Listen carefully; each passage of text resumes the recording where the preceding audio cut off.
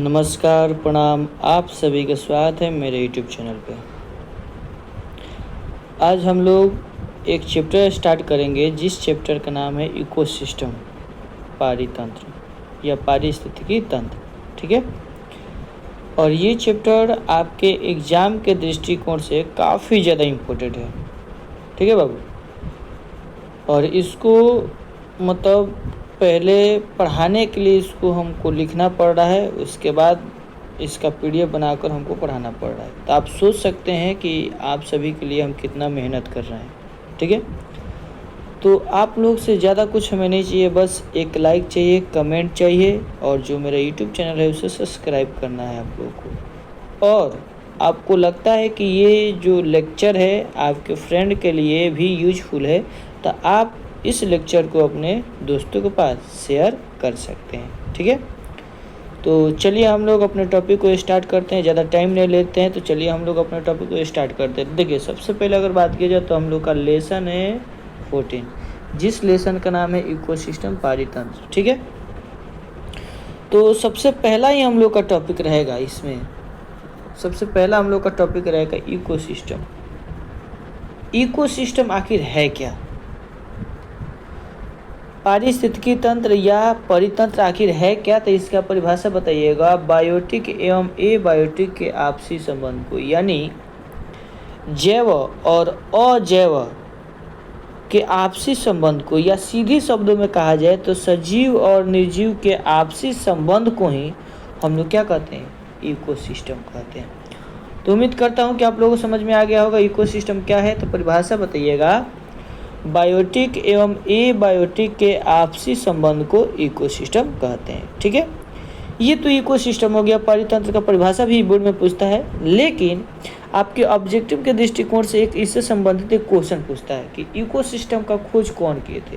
तो देखिए, लिखे हैं इकोसिस्टम शब्द का प्रयोग सर्वप्रथम, यानी सबसे पहले, सर आर्थ जॉर्ज ट्रांसले, यानी इसको शॉर्ट में कहिएगा सर एजी ट्रांसले, एक वैज्ञानिक थे जिनका नाम है सर एजी ट्रांसले। सर एजी ट्रांसले ने सन 1935 ईस्वी में इस इकोसिस्टम का खोज किए थे। कितने ईस्वी में जी? 1935, यानी डेट आपको याद रखना है। 1935 ईस्वी में इसका खोज किए थे। ठीक है बाबू। इसलिए इन्हें इकोसिस्टम का जनक कहा जाता है। जब ये खोज किए थे, इसलिए इसी के आधार पे, इसलिए इसे हम लोग क्या कहते हैं? इकोसिस्टम का जनक कहते हैं। उम्मीद करता हूँ कि यहाँ तक आप लोगों को समझ में आ गया होगा। अगला हम लोग का टॉपिक है स्ट्रक्चर एंड इकोसिस्टम, परितंत्र या पारितंत्र की संरचना। परितंत्र की संरचना की बात की जाए तो देखिए, लिखे हैं इकोसिस्टम के आधार पर इकोसिस्टम के आधार पर इनका दो घटक होते हैं। पारितंत्र के आधार पर इनका कितने घटक होते हैं जी? दो घटक होते हैं। कितने घटक होते हैं? दो घटक होते हैं। और कौन कौन से घटक होते हैं चलिए हम आपको दिखाते हैं। ठीक है। पहला बाबू आप लोग का घटक है एबायोटिक कंपोनेंट या नॉन लिविंग कंपोनेंट, जिसको हिंदी में कहते हैं अजैव घटक या निर्जीव घटक कहते हैं। ठीक है।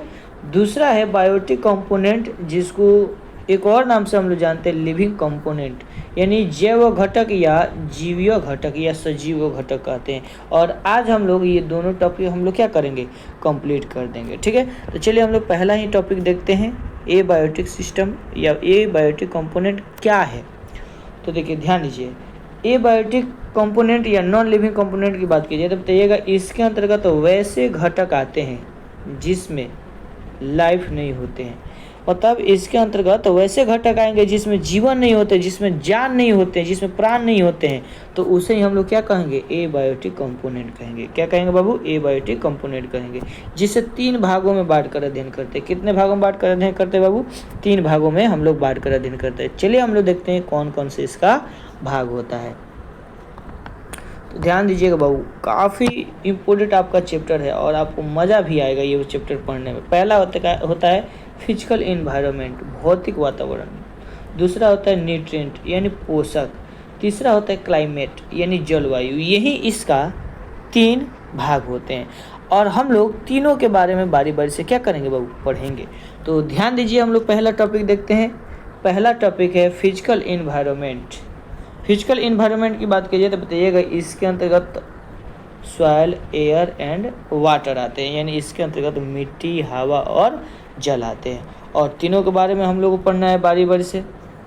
ठीक है, सबसे पहले अगर बात की जाए सॉइल क्या है तो बताइए, कार्बनिक एवं अकार्बनिक के मिश्रण को हम लोग क्या कहते हैं, सॉइल कहते हैं, मिट्टी कहते हैं।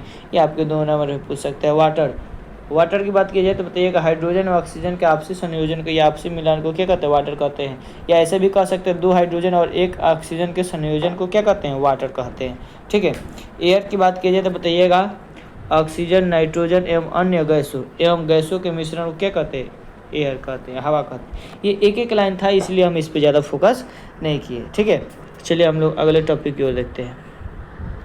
जो आपका फिजिकल एनवायरनमेंट था वो कंप्लीट हो गया। अब है हम लोग का न्यूट्रिएंट यानी पोषक के बारे में बात कीजिए तो बताइएगा, इसके अंतर्गत तो वैसे पदार्थ आते हैं जो कार्बनिक एवं अकार्बनिक होते हैं। कैसे होते हैं बाबू, कार्बनिक और अकार्बनिक होते हैं, जिसे 2 भागों में बांट कर अध्ययन करते हैं। कितने भागों में बाबू, 2 भागों में बांट कर अध्ययन करते हैं। एक होता है आपका ऑर्गेनिक सब्सटेंस और दूसरा होता है इनऑर्गेनिक सब्सटेंस यानी कार्बनिक पदार्थ, और दूसरा अकार्बनिक पदार्थ। और हम लोग दोनों के बारे में बारी बारी से हम लोग पढ़ेंगे।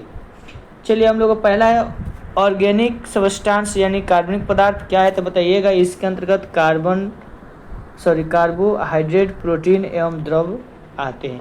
इसके अंतर्गत की बात की जाए तो आपका कार्बोहाइड्रेट आता है, प्रोटीन आता है और द्रव आता है, जो शरीर में विद्यमान रहते हैं। कहाँ मौजूद रहते हैं जी, हम लोग के बॉडी में प्रेजेंट रहते हैं, विद्यमान रहते हैं। अब देखिए, चलते हैं इनऑर्गेनिक सब्सटेंस। इनऑर्गेनिक सब्सटेंस की बात की जाए तो बताइएगा, इसके अंतर्गत ऑक्सीजन, कैल्शियम, पोटेशियम आते हैं, जो मरे हुए शरीर में अपघटन मिट्टी एवं वायुमंडल में आ जाते हैं। देखिए, जो अकार्बनिक होता है ना, इसमें ऑक्सीजन आता है, कैल्शियम आता है, पोटेशियम आता है। जब कोई मर जाता है ना तो शरीर में अपघटन के रूप में मिट्टी में चला जाता है और वो वायुमंडल में भी चला जाता है। ठीक है, जो हम लोग का दूसरा टॉपिक था वो कंप्लीट हो गया। हम लोग का अब तीसरा टॉपिक है क्लाइमेट यानी जलवायु। तो बताइएगा, सूर्य की रोशनी, आर्द्रता एवं ताप के आपसी मिलान को क्लाइमेट कहते हैं। मान लीजिए सूर्य की रोशनी है, ठीक है, लाइट है, दूसरा क्या है, ह्यूमिडिटी है, और तीसरा क्या है, टेम्परेचर है। इन तीनों को जब आपस में मिला दिया जाएगा ना तो इसी प्रक्रिया को जलवायु कहेंगे। ठीक है, तो चलिए पहले हम लोग देखते हैं ह्यूमिडिटी यानी आर्द्रता क्या है। ये आपके एग्जाम में पूछा हुआ है, आर्द्रता क्या है तो बताइएगा, वायु में उपस्थित जल को, कितना इजी एकदम परिभाषा है इसका, बताइएगा वायु में उपस्थित जल को ह्यूमिडिटी कहते हैं, आर्द्रता कहते हैं। ठीक है, आगे देखिए टेम्परेचर, तापमान, बताइएगा वायुमंडल में उपस्थित गर्म को ही टेम्परेचर हम लोग कहते हैं। ठीक है, तो यहाँ पे जो तीसरा भी था क्लाइमेट, ये भी हम लोग कंप्लीट कर लिए।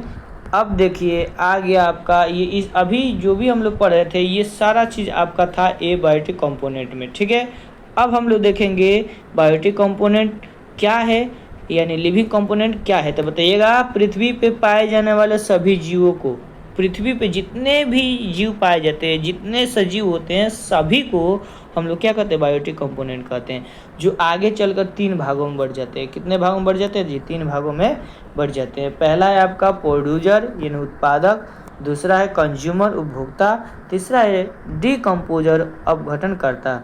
और उम्मीद करता हूँ कि यहाँ तक आप लोगों को समझ में आ गया होगा, और इसके आगे हम कल एक और लेक्चर लेकर आएंगे। 4 से 5 लेक्चर में ये आपका चैप्टर कट करेंगे जी बाबू, समाप्त कर देंगे। तो आज के लिए बस हम लोग इतने रन देते हैं बाबू। जय हिंद, जय भारत।